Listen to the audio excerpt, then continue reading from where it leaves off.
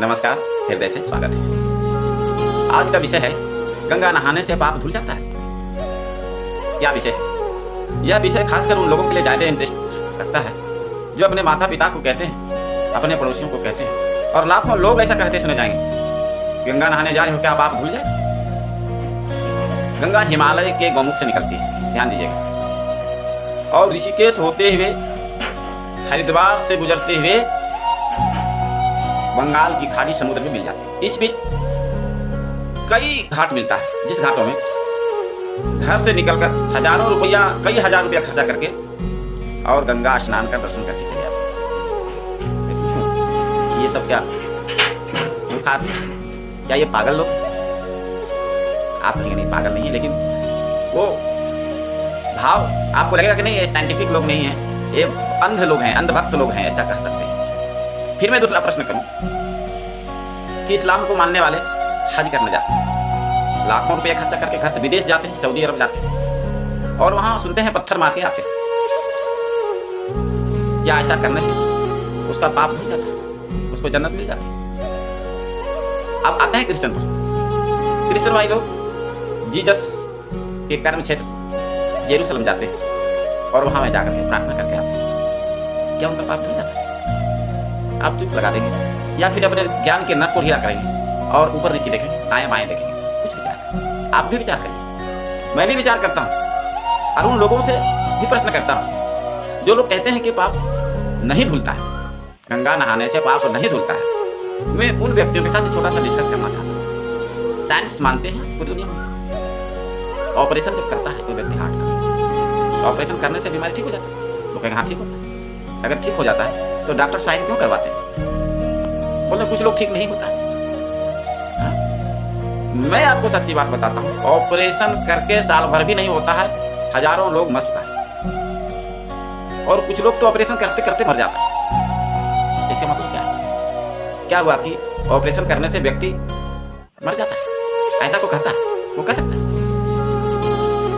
इसलिए तर्कपूर्ण बात नहीं है कि इससे लाभ क्या है, पाप धुलता है, यह बातों पर भी डिस्कस करेंगे और साइंटिफिक तरीके से। एक मेरा साथ मिला 2015 ईस्वी में घटना बताता हूँ। 2015 ईस्वी में हम पहली बार हमको घर से मैं निकल करके हरिद्वार में, जब मैं हरिद्वार क्षेत्र में उतरा तो वहां बस पर जा रहा था, एक व्यक्ति सफर में मिला। उस व्यक्ति को हमने पूछा कि क्या आप हरिद्वार आए हैं पहली बार? उसने कहा कि नहीं, मैं साल में एक बार आता हूँ। क्यों भाई? उसने जो बताया वो सुनकर आपका माथा ठनक जाएगा और एक नया शौक डेवलप हो जाएगा, आप सुनेंगे। उसने बताया कि डॉक्टर ने एक बड़ा ही गजब का बीमारी बता दिया है, जब दवा खाता हूं तो थोड़ा ठीक हो जाता है और फिर से वहां रोग हो जाता है। कौन सा रोग? जॉन्डिस। अच्छा, जॉन्डिस तो ठीक हो जाता है, लेकिन बीमारियों का सबका अपना स्तर है। हमारा जॉन्डिस ये सब तो एक बार हमें किसी लोग ने बताया कि आप जो हिमालय से नदियां निकलती है उस समय जो बिल्कुल शुद्ध जल होता है, जिसको जो ऋषिकेश और खास करके हरिद्वार क्षेत्र में जो गंगा है, तो वहां जा करके और डुबकी लगाने से ठीक हो जाएगा। तो मैंने मरता क्या ना करता, बताता है कि वहां गया गर्मी के दिनों में और जा करके डुबकी, वही सीजन था गर्मी का दिन जब मैं गया था, अब पहली बार उसके साथ घटना गर्मी के दिन में थी। तो गया और जा करके डुबकी लगाता, और उस दिन कुछ नहीं खाता और डुबकी लगा करके भरपेट गंगा का जल पी लिया। ऐसा करने से हमको एक गजब का फीलिंग आया। और ऐसे सबको जानते हैं कि गंगा का जल साल भर भी रख दीजिए बोतल में, कई सारे रख दीजिए, वो खराब नहीं लगता। आप कुआं का, आप कोई डिस्टिल वाटर का, अब कोई पानी रख दिए, सबका सब खराब हो जाए। लेकिन गंगा का जल में क्या ऐसा औषधि गुण है जो आज नहीं, वर्षों से लोग कहते हैं, लोग देख रहे हैं और हम भी देख रहे हैं, आप भी देखिए, खराब होता ही नहीं। कुछ न कुछ तो उसमें है, जड़ी बूटियां जिन क्षेत्रों से होकर गुजरते हैं वहां जड़ी बूटियां होकर के आते हैं, तो वह गुण पूरा बिल्कुल दवा बन जाता है, लिक्विड बन जाता है। उस व्यक्ति ने बताया कि वो भरपेट पिया और पीने के बाद मुझे बहुत रिलैक्स लगा, और रिलैक्स लगा, फिर दिन भर नहीं, और उसी साल से मैं निरोग रहा। मेरा पाप तो सच में वास्तव में पाप का संबंध सुख से और दुख से। जब व्यक्ति सुख महसूस करता है, शांति महसूस करता है, तब उसे कहते हैं कि भाई इसका पुण्य करना चाहते हैं। ये हो गई प्रत्यक्ष दर्शन मेरा। और मैं जब गया गर्मी के दिन में, तो जब स्नान किया तो चूंकि हिमालय नजदीक है तो बर्फ से पिघली हुई जल आता है, इधर काफी गर्मी है, और जब डुबकी लगाए तो बर्फ का पानी, कितना सुंदर नहाने में, कितना आनंद आया उसका अनुमान लगे। एक पसीना से तरबतर आदमी, वो बर्फ वाली पानी से नहाए और वो नेचुरल पर्वतों से होकर आई हुई पानी से नहाए, तो कैसा लगता है? अगर आप नहीं नहाए तो गर्मी के दिन में नहा आपको लगेगा कि पाप और पुण्य आगे और पीछे तत्काल आपको लाभ हो जाएगा। पहली बात नहीं है। अब मैं दूसरी बात की ओर चलता हूं। इंफोसिस कंपनी के फाउंडर NR नारायण मूर्ति हिंदुस्तान टाइम्स में 1 अप्रैल 2012 ईस्वी को एक लेख छपा। उस लेख में जिक्र था कि वो किस तरह अपने विचार को बदला। वो IIT इंजीनियरिंग करने का पीरियड था। एक लेक्चर ने उसको जीवन बदल दिया। और इंजीनियर तो बहुत लोग हैं, पड़ोस में भी कोई इंजीनियर रहते हैं, IIT NIT सभी तरह के इंजीनियर। वह भी एक साधारण इंजीनियर बनना चाहता था और उसके लिए बहुत मेहनत करता, पैसे का भी अभाव था। लेकिन उसी समय कानपुर यूनिवर्सिटी में कोई अमेरिका के कंप्यूटर 1968 की बात बता रहे हैं। 1968 ईस्वी में कानपुर यूनिवर्सिटी में, इंजीनियरिंग यूनिवर्सिटी में कोई वैज्ञानिक आए थे, जाने माने वैज्ञानिक, जो कंप्यूटर साइंस के क्रांतिकारी परिवर्तनों पर तर्कपूर्ण डिस्कशन कर रहे थे, तर्क भाषण दे रहे थे। उनका वह जो भाषण था संयोग से उसने सुन लिया था और उस सोच ने उसका जीवन बदल दिया। और उन्होंने कंप्यूटर साइंस संबंधी कुछ पेपर पढ़ा, लाइब्रेरी चला गया और लाइब्रेरी जाकर के जब वापस आया तो उसने यह तय किया कि सब कंप्यूटर साइंस ही पढ़नी है और इसी में कुछ करना आगे चल करके। एक छोटा सा थॉट, एक छोटा सा विचार कंप्यूटर साइंस का उसके जीवन में ऐसा क्रांतिकारी परिवर्तन लाया कि उनके पास में अभी कई हजार साइंटिफिक, कई हजार इंजीनियर काम करते हैं, अरबों खरबों के मालिक थे। पूरी दुनिया में उस कंपनी का ब्रांच है। भारत के एक प्रभावशाली और मूल्यवान विचारों के धनी वह 1 दर्जन उद्योगपतियों में उसका भी नाम है। कैसे बदला?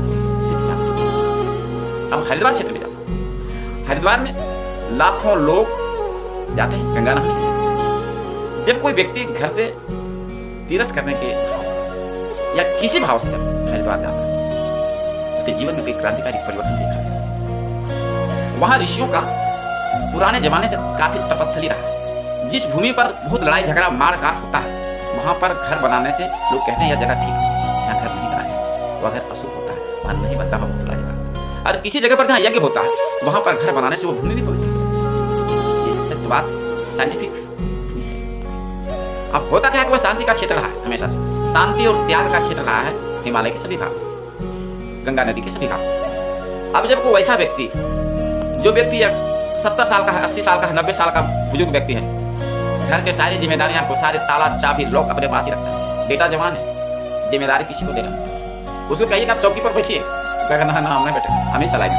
वो अपने चाबी रख ले अपने पैकेट में, वो चाबी वो देना नहीं चाहता, खुद मालिक बनना चाहता है और जैसे पुराने घर से चला रहा है उसी तरह से वो चला। ऐसे में वो व्यक्ति काफी दुखपूर्वक जिंदगी जीता है, कष्टों में जिया है, स्ट्रगल जीवन भर किया है और स्ट्रगल करके मरना चाहता है। ठीक है, दुख में अभाव में जीना, जन्म लेना एक बात है, लेकिन दुख में ही मरना, कष्ट में ही मरना, ये तो दुर्भाग्य है, ये तो अज्ञानता है। इस अज्ञानता के माया में फंसा हुआ मनुष्य जब हरिद्वार जाता है और उस भूमि पर जब जाता है, वहां संतों से उसकी मुलाकात होती है। मुलाकात आप सत्संग जाएंगे तो सत्संग वाले व्यक्ति से मुलाकात होगी, अब वैशाली जाएंगे तो आप उसी तरह से लोगों से मुलाकात होगी, अब बुचड़ खाना जाएंगे तो वहां उसी तरह के लोगों से मुलाकात होगी। आप जिस तरह के संगति में जाएंगे उसी तरह का विचार व्यक्ति का हरिद्वार में हो जाता है, बन जाता है। जब वहां जाता है तो एक थॉट में जिस तरह से, एक विचार में जिस तरह से NR नारायण मूर्ति एक साधारण इंजीनियर से एक बड़ा उद्योगपति बना, उसी तरह से लाखों लोगों ने अपने जीवन को बदल लिया और उसी का परिणाम है कि आज इनके जितने गंगा नदी के तट पर घाट हैं, उसमें लाखों व्यक्ति प्रत्येक दिन गंगा स्नान करता है और पाप धुलता है। पाप धुलने का मतलब दुख धुलना, दुख और पाप का बड़ा गहरा। अब जब वह लौटता है तो कई चीज छोड़ देता है। क्या क्या छोड़ता है? सबसे पहले तो चाबी लाके छोड़ देता है, बेटा ये घर है तुम्हारा, तुम चलाओ, अब मेरा बोझ खत्म, 10 साल बाद तुम मरना है, उसके बाद तुम्हें नहीं चलाओगे, इससे अच्छा है कि आप बोझ तुम लो, मैं सिर्फ देखूंगा, जहां गड़बड़ करेंगे पहला पाप धुल गया ना। दूसरा क्या धुला? दूसरा धुला कि उसके ऊपर जो बोझ था जीवन भर का, वो बोझ से मुक्त पा लिया। और क्या धुला? शराब, अंडा, गुटखा, झूठ बोलना, बेविचार करना। बहुत लोग अपने जीवन में एक तो आदत बना लेता है, जब लौटता है तो छोड़ देता है। आप अभी भी देखिए बहुत लोग वहां से लौटता है तो खाना पीना बंद कर देता है, और वो बंद करने वाले की संख्या 1000-2000 नहीं, लाखों में है। गंगा नहाने से पाप धुल सकता है। यह बात बिल्कुल साइंटिफिक प्रूफ है। पाप धुलने का मतलब दुख धुलना है नहीं। अब व्यक्ति अगर दारू पीना छोड़ देगा, ये शरीर है, ये शरीर एक गाड़ी 1 लाख में खरीदते हैं, उसमें डीजल डालेंगे तो क्या होगा? खराब होता है कि नहीं होता है? अब डीजल डालने वाले गाड़ी में अगर हम पानी डालें तो गाड़ी खराब होती है। उस तरह ये जो मशीन है, लाख ये प्रकृति ने जो हमें गिफ्ट में दिया है 1 करोड़ का, ऐसे में 1 करोड़ रुपए की संपत्ति है, और इस करोड़ों रुपए की संपत्ति में अगर हम शराब डाल दें, अगर हम गुटखा डाल दें, अगर हम कई तरह के मादक द्रव्य डाल दें, अगर हम पशुओं को काट करके उसका मीट मसाला मिला करके जीव को ठग दे, अच्छा चीज है, और वो एंट्री दे दे और हम खाते रहे और या शरीर कष्ट में रहे और वो बंद हो जाए, तो हो गई पाप धुला। और इस पाप धुलने की जो ये परंपरा है, ये सनातन संस्कृति में आज का नहीं है, लाखों करोड़ों वर्षों से चला आ रहा है। आज इसका जिक्र वेद में, पुराणों में, उपनिषदों में हर जगह जिक्र है, इसका प्रमाण है। जो बच्चे पढ़ाई लिखाई करने के बाद अपने माता पिता को ये कहते हैं, अपने पड़ोसियों को, अपने बुजुर्गों को, अपने लोगों में कहते हैं कि गंगा नहाने से पाप मिट जाता, तो सब लोग पाप करके जाता और नहा लेता, फिर पाप करता, वैसे लोगों को गंगा नहाने से पाप नहीं धुलेगा। जो व्यापार करने सोचेगा कि पाप करके जाऊं, नहा लो और फिर आगे गंदा काम, वैसा अगर कुछ सोच करके भी गंगा नहाने जाएगा तो वहां उसका विचार फिर भी बदलना है। बिना सत्संग विवेकन होई, राम कृपा बिना सुलभन होई। ये सत्संगी लोग कहते हैं, ये ऋषियों की वाणी है, ये प्रवचनकर्ताओं की बात है। वो कहते हैं कि यह जो सत्संग है, गंगा का सत्संग, गंगा नहाने मतलब वो भी एक सत्संग है। गंगा का सत्संग है जो हिमालय से जल आया है, उस जल में सत्संग करते हैं, साथ साथ संग करते हैं, इसके साथ नहाते हैं। तो ये जो सत्संग है, ये सत्संग व्यक्ति को बहुत ही परिवर्तनीय है। जब व्यक्ति का विचार परिवर्तन एक बार हो जाता है कि अब हम ऐसा नहीं करेंगे। मैंने प्रैक्टिकली देखा, क्या देखा, जब 2015 को मैं गया तो शांति कुंज एक जगह है, वहां पर मैं गया, वहां पर मैंने कई लोगों से मिला। उन लोगों से मिलकर के मैं यह पता चला कि ये व्यक्ति पहले डॉक्टर थे, आज रिटायरमेंट होने के बाद में वहां पर सेवा दे रहे हैं, फ्री में सेवा दे रहे हैं, पैसा नहीं ले रहे। वो पहले इंजीनियर थे, वो पहले रिटायर्ड टीचर थे। किसी ने तो आश्चर्यजनक कार्य किया कि वो अपने समय काल के अंदर में ही, रिटायरमेंट के पहले ही उसने रिजाइन मार करके और वो समय दे रहा है। ये परिवर्तन और सुखी जीवन जी रहा है, उसके बाल बच्चे सुखी है, उसके पत्नी बीवी बच्चे, ये प्रकृति का मतलब है। उसने अपने जीवन को कैसे बदला जब वो गंगा स्नान किया। और अगर आप कहेंगे गंगा स्नान करने से पाप नहीं धुलता है, तब मैं प्रश्न करता हूं, क्या बच्चे एडमिशन कराते हैं स्कूल में, पढ़ाई करते हैं, तो पढ़ाई करने से सब बच्चा को नौकरी हो जाएगा? आप कहेंगे नौकरी होगा जो नहीं, ट्राई तो करेंगे। फिर कहेंगे कि अच्छा बताइए, जब आप एडमिशन कराए तो सभी बच्चे फर्स्ट क्यों नहीं किए, कुछ बच्चे क्यों किए? आपके सवालों का जवाब आपके अंदर ही है। आप दीपक बाबा अपना दीपक खुद बनिए और इस प्रकाश से खुद को झांकिए कि आप सवाल क्या कर रहे हैं कि गंगा नहाने से पाप खुल जाएगा। अब आप डॉक्टर से पूछिए किसी कि क्या आप डॉक्टर जो लिखते हैं दवा, इससे ठीक हो जाएगा बीमारी? डॉक्टर आप ही अगर आपके रिजल्ट को डॉक्टर ने, आप खुद अगर सुन रहे हैं, आप डॉक्टर हैं, क्या कहेंगे पेशेंट कि नहीं ये दवा लिखकर बीमारी ठीक नहीं होगा? कोई ऐसा डॉक्टर नहीं कर सकता जो दवा लिख रहा हूं से बीमारी ठीक नहीं होगा। कोई ऐसा यूनिवर्सिटी, कोई ऐसा स्कूल नहीं कर सकता है कि आप एडमिशन यहाँ करवा रहे हैं, आप यहाँ से कोई लाभ नहीं लेके जा सकते। कोई ऐसा गंगा घाट नहीं ऐसा है जहां से आप ये कह सकते हैं कि 100% मेरा सुधार हो सकता है। 100% लोगों का हुआ है, 100% कहीं नहीं दिखेगा, लेकिन जिस तरह का व्यक्ति रहेगा और जिस तरह का भाव उसके अंदर रहेगा, उसी अनुकूल उसका परिवर्तन होता है।